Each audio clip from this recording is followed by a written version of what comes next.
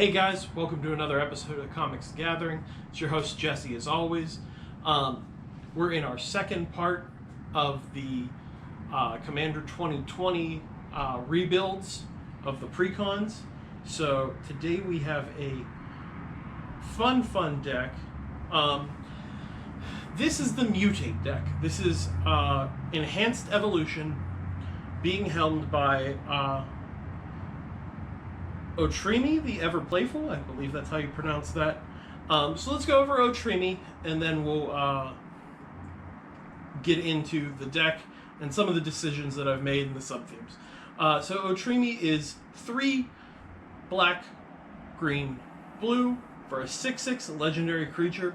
You can also mutate it onto any non-human creature you already control for 1 black, green, blue. Otrimi has Trample, and then whenever this creature deals combat damage to a player, return target creature card with Mutate from your graveyard to your hand. So, out of the box, this deck has 2 big focuses. One is on mutating, and the other is this Hydra sub-theme. I've noticed some people were cutting the Hydra sub-theme, but I instead embraced it. I like having sub-themes in decks, and I think that having these the extra value you get off these Hydras, combined with the fact that you can then mutate on top of them and have a really big, impressive threats, is very important. As for Mutate itself as a mechanic, this is a new mechanic.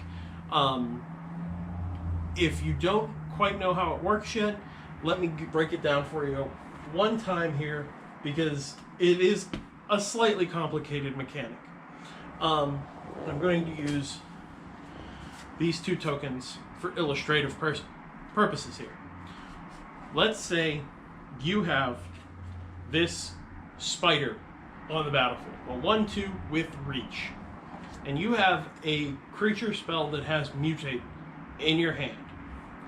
You may cast that creature for its Mutate cost, targeting a creature you already control.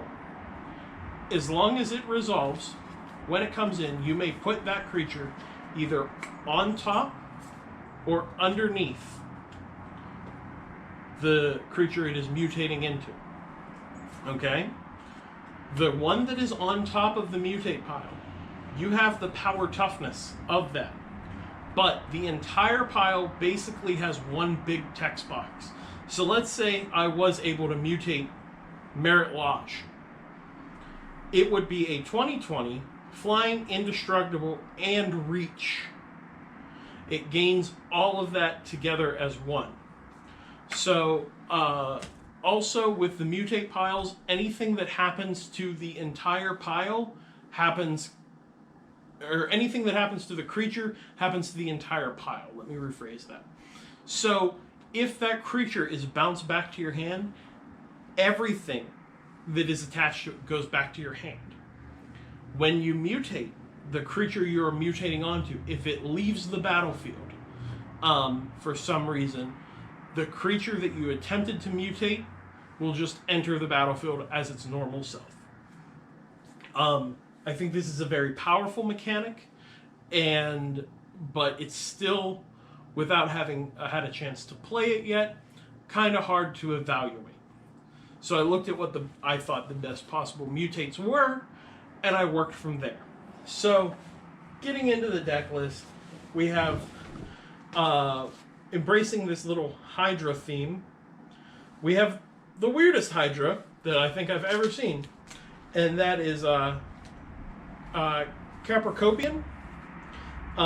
It is a Goat Hydra.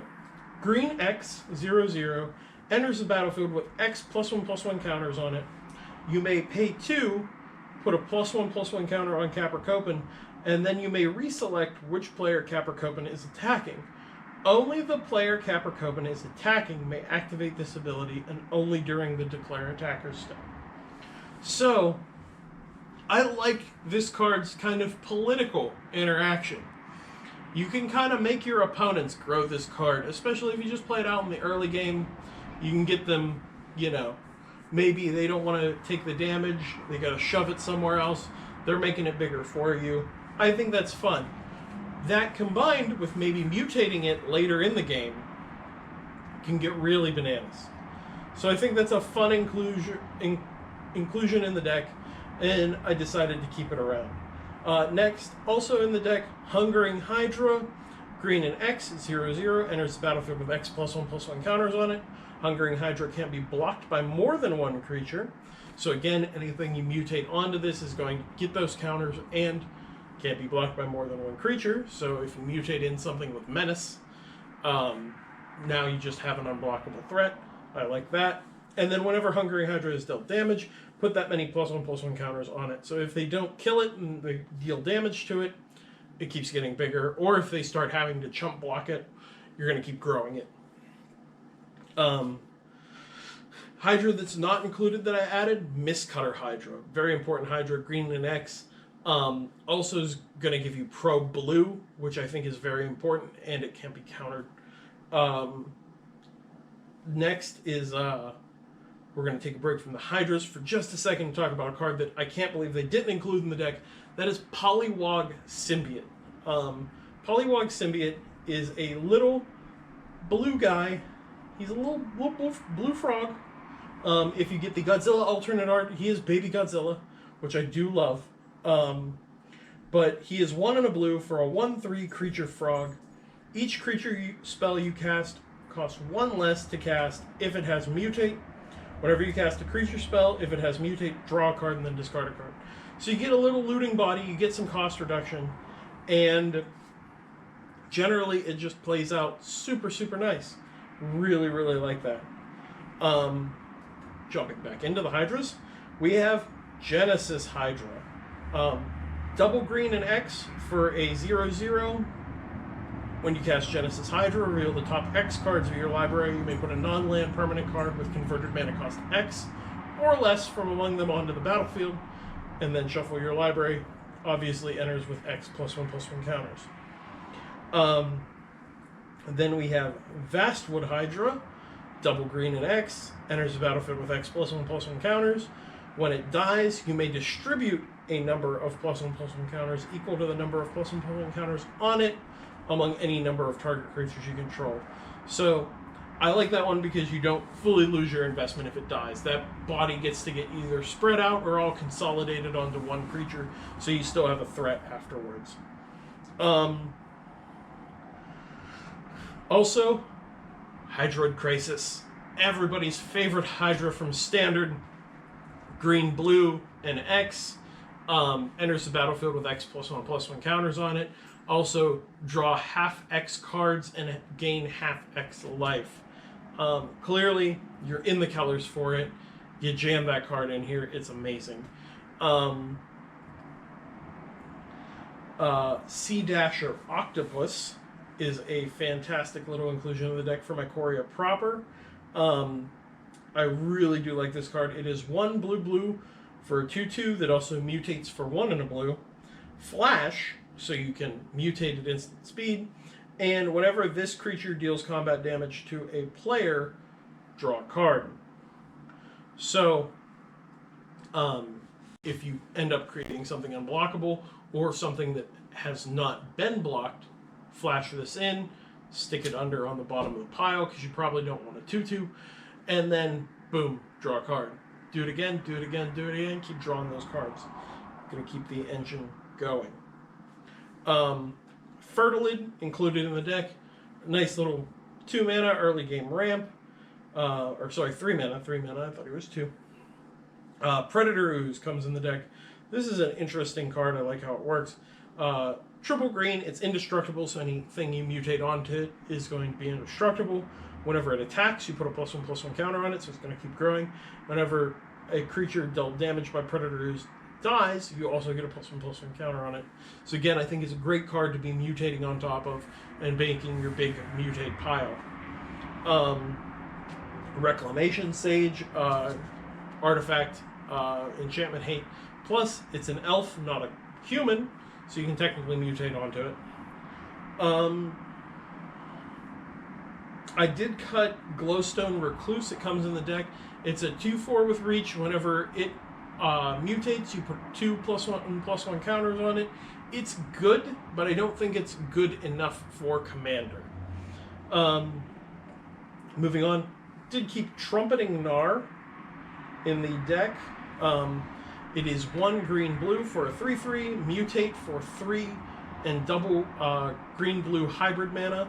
And then whenever this creature mutates, create a 3/3 green beast creature token. So if you mutate this onto something, you basically get a 3/3 body, and he gets added to whatever you're mutating it onto.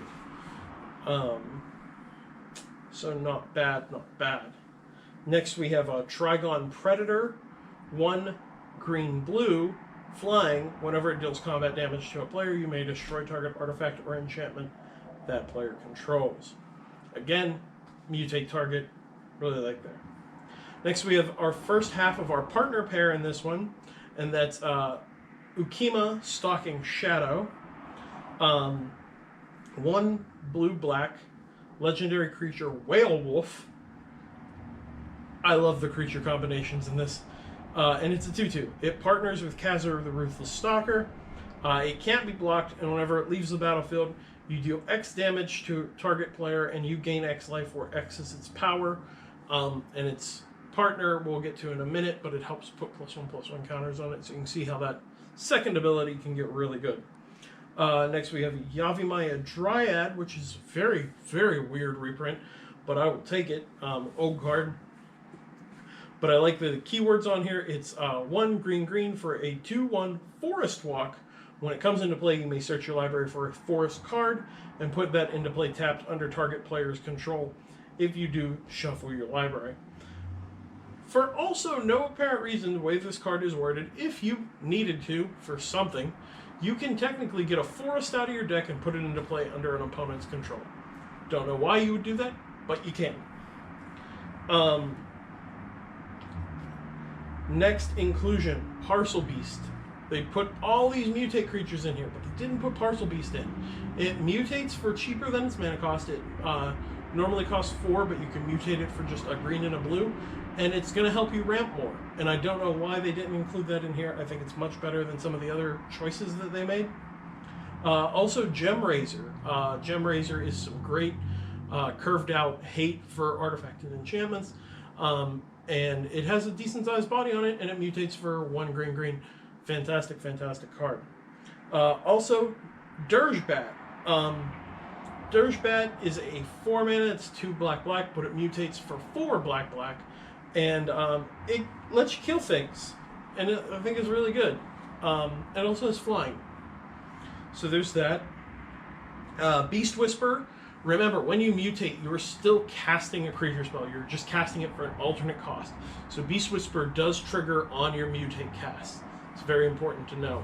Other than that, you are playing a very creature-heavy deck, so he's obviously good in here anyhow. Boneyard Lurker is a 2 black-green creature, Nightmare Beast, mutates for 2 hybrid black-green, hybrid black-green. Whenever this creature mutates, return target permanent card from your graveyard to your hand. Obviously, you can see the power in that. Next, we get on to Carur, Ruthless Stalker, the one who partnered with Ukima Stalking Shadow. Whenever a creature you control deals combat damage to a player, put a +1/+1 counter on that creature. And then if you remember, Ukima can't be blocked. So it keeps getting in, getting bigger, and when they finally do burn a removal spell on it, you get to gain life and deal damage equal to how big it ended up being before they killed it. The next one is Insatiable Hemophage. 3 and a black for a 3/3, or it mutates for 2 and a black. Death Touch. Whenever this creature mutates, each opponent loses X life, and you gain X life, where X is the number of times this creature has mutated. If you can get a big mutate pile and then slam this, I think this can legitimately kill someone. Other than that, this is probably one of the weakest mutates I've kept in the deck. So, play around with it, see what you think of it. I don't hate the idea of it just yet. Next is Migratory Greathorn, 3 and a green, mutates for 2 and a green, 3/4. Whenever this creature mutates, search your library for a basic land, put it onto the battlefield tapped, and then shuffle your library. So mutate on curve with where you normally cast Cultivate or Kodama's Reach or something like that. So I do like that, especially if you get out one of your early game mutate targets, and then on turn 1 or turn 2 you play something, and then turn 3 you mutate on top of this, get your land, you're ramping. It's good. It's good. I think it's a good value. Silent Arbiter. So you're building these big mutate piles. You're going to end up with a creature that's really huge. Silent Arbiter kind of helps you protect your Voltron strategy. So 1/5 for 4 mana artifact creature. No more than one creature may block each combat. No more than one creature may attack each combat. So you make your big mutate pile, and you swing in with that. Then you have this to make it so your opponent can't gang block it. They got to put their one thing, their one best thing in front of it, or their one worst thing to chump block it. But it kind of restricts the flow of combat, and I think that's really good for this deck. Next we have Wydwen, the Biting Gale. At first I thought this card was bad, and then I learned how mutate works. So for 2 blue-black, flash flying, you can pay blue-black and 1 life to return Wydwen, the Biting Gale, to its owner's hand. And I was like, so all your mutates are going to fall off, because I was thinking of them like enchantments. But that's not the case. All the mutates that you stick on Wydwen also pick up with her. So then you can replay Wydwen and put those mutates on her again and get those abilities again. This card is amazing. This card is the backbone of this deck. And this card is going to put in a ton of work. Plus, it's very, very, very hard for your opponent to remove it so long as you have the mana to recur it. Fantastic card. And I love that it's like just a super old Lorwyn card or Shadowmoor card that's included in here. So you don't have to go out of your way to buy it, because it would probably be super expensive. Next we have Zaxara, the Exemplary, and this is why we have this Hydra sub-theme. There's also, it's not just Hydra, it's X spells in general in here, but this is the reason for it. It is 1 generic, black, green, blue for a 2/3 with Death Touch, can tap to add 2 mana of any one color. Whenever you cast a spell with X in its mana cost, create a 0/0 green Hydra creature token, and then put X +1/+1 counters on it. That is an insanely powerful effect. If they ever make the Hydra that we're looking for, which is not Progenitus, we need one that is Sultai and one that has Sultai plus red. Because we're so close to being able to make Hydra tribal. We can make a really good X-Spell tribal here, but we're just missing a couple key pieces that we normally get in red, like Roshin and Apocalypse Hydra. So if we can find a way to bridge those together, that's going to be bananas. But Zaxara, the Exemplary, fantastic, fantastic card. Next, we get to our Ikoria card that we're teching in, Chase Mythic, and that is Brokos, Apex of Forever. For 2 in Sultai, you get a 6/6, or you can mutate it for 2, a hybrid Dimir and double green. Trample, and you may cast Brokos, Apex of Forever from your graveyard using its mutate ability. So you're recurring a big threat that you're mutating onto other things. You're getting more mutate triggers. Fantastic, fantastic card in the deck. Next we have Auspicious Starix, and that is the 5 mana 6/6 Elk Beast. It also mutates for 5 and a green. Whenever this creature mutates, exile cards from the top of your library until you exile X permanent cards, where X is the number of times this creature has mutated. put those permanent cards onto the battlefield. That is a bananas powerful. In fact, if you got a big enough mutate pile, that's like a Genesis wave. That's insane. Really, really, really like that card. Then we have a Dreamtail Heron. Whatever this creature mutates, draw a card, 3/4 flyer. Mutates for 3 and a blue, or you can hard cast it for 4 and a blue. Fantastic, fantastic card there. Hero's Bane. A 5-mana Hydra enters with 4 +1/+1 counters on it, and then you can pay 2 and double green, put X +1/+1 counters on Hero's Bane, where X is its power. So you can basically just keep doubling its size every turn. And then, of course, you can mutate on top of it. So you can end up, again, with that big mutate threat. Illusory Ambusher gives you a nice little flashy spell that draws cards and can also remove a threat. Pouncing Shore Shark. 4 and a blue for a 4/3, mutates for 3 and a blue, flash. Whenever this creature mutates, you may return target creature an opponent controls to its owner's hand. Great way to blow out blockers, nice little combat trick. And again, modifying your mutate pile once again. Turn the page here. We have both Mauldrifter and Shriekmaw, being able to evoke those in, get their respective triggers, or hard cast them and have something you can mutate on top of, are both really nice.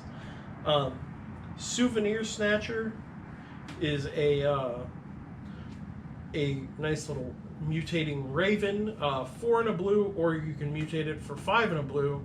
Flying, 4/4, whenever this creature mutates, gain control of target non-creature artifact. So you can steal your opponent's soul rings, mana crypts, mana vaults, whatever you want to steal. Take them. They're yours now. He likes shiny things. Then we have Vorapede. Interesting inclusion in the deck, but it does make sense. 2 and triple green for a 5/4 Vigilance, Trample, Undying. This is the one interaction I don't know. If anyone knows how it plays out, I think they fall off, but Undying and your mutate pile. Does the mutate pile stay on, or do they all fall off? Because if they stay on, Undying and mutate is absurdly good together. If they fall off, it's still okay because you're not taking a complete loss, but we'll see how it plays out. Chittering Harvester. Whenever this creature mutates, each opponent sacrifices a creature. Really good. Mind Leecher. 4 black, mutate for 4 and a black, 5/5 flyer. Whenever this creature mutates, exile the top card of each opponent's library face down. You may look at and play those cards for as long as they remain exiled. Keep in mind that this doesn't alter your mana. So you still have to be able to access the colors that you need by playing their lands, or by playing things like Exotic Orchard that can tap for any color of mana that your opponents can produce, things like that. We have Sawtusk Demolisher, which is basically a mutator that destroys target non-creature permanent, and then beasts within it, they get the 3/3 green beast creature token. And then Archipelagor. 5 blue for a 7/7, or you can mutate it for 5 and a blue. When this creature mutates, tap up to X target creatures, where X is the number of times this creature is mutated. Those creatures don't untap during your controller's next untap step. So, again, very powerful on a big mutate pile. And also, very political. If somebody has a bunch of blockers, but they're the threat, you can be like, hey, I can tap down their blockers, but don't blow out my big mutate pile. And then you know, the other players can get in and finish that person off. Planeswalkers, comes in the deck, kept it in because of the X-Spell subtheme. Nissa, Steward of Elements. Also just pretty decent in the deck. You get the Scry ability, or you can get the Zero ability to get you some ramp and other effects going, so I don't hate that. Moving into spells, added in Killing Wave. It's an X spell, so it does synergize there. And then also, you're probably just wanting your big mutate pile, and everything else can go. So putting a bunch of life attached to keeping a whole bunch of creatures is not nearly as bad for you as it is for all of your opponents, so I do like that. Animist's Awakening is a great ramp spell.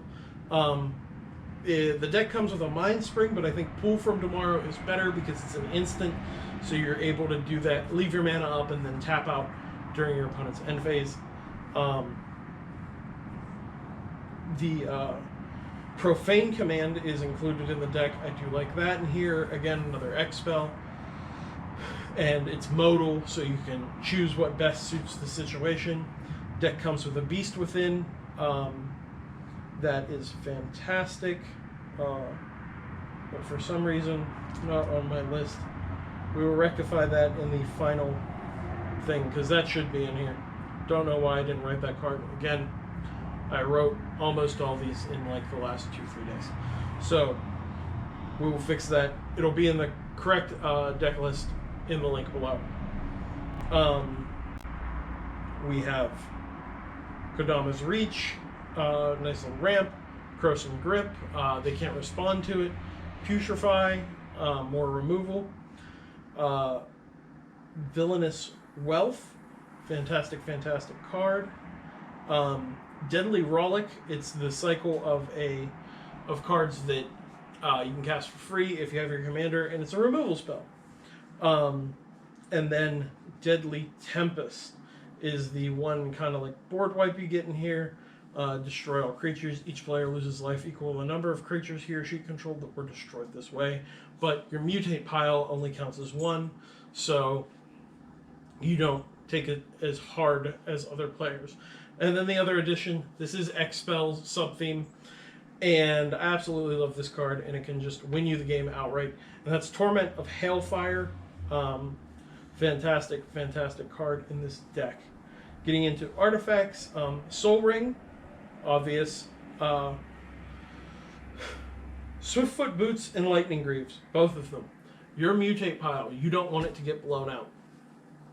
So obviously, Shroud or Hexproof are going to be great ways to, once you have your either the Swiftfoot Boots when you're still building it, because Hexproof, or if once you have it built, you don't need to mutate it anymore. You can put the lightning Greaves on it and just give it a Shroud. It's not that big of a deal. Arcane Signet included in the deck. Lifecrafter's Bestiary, fantastic. Manascape Refractor. This thing is bananas. This may be one of the most broken mana rocks Wizards has printed in a long time. It doesn't have any abilities on its own, and it enters tapped. So they gave it some drawbacks because its power level otherwise would have been way too good.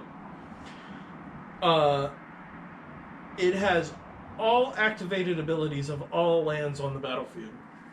So this scales with the game, and I think that's probably one of the best designs on this card, is the more powerful your opponents, the more powerful this card becomes. So activated abilities on lands that are busted. Maze Vith, Gaia's Cradle, Cabal Coffers. So, and most people who play Cabal Coffers are already playing Urborg. So like, there's tons of different things you can do with this that are just insane. And then also, you may spend mana as though it were mana of any color to pay the activation costs of Manascape Refractor's abilities.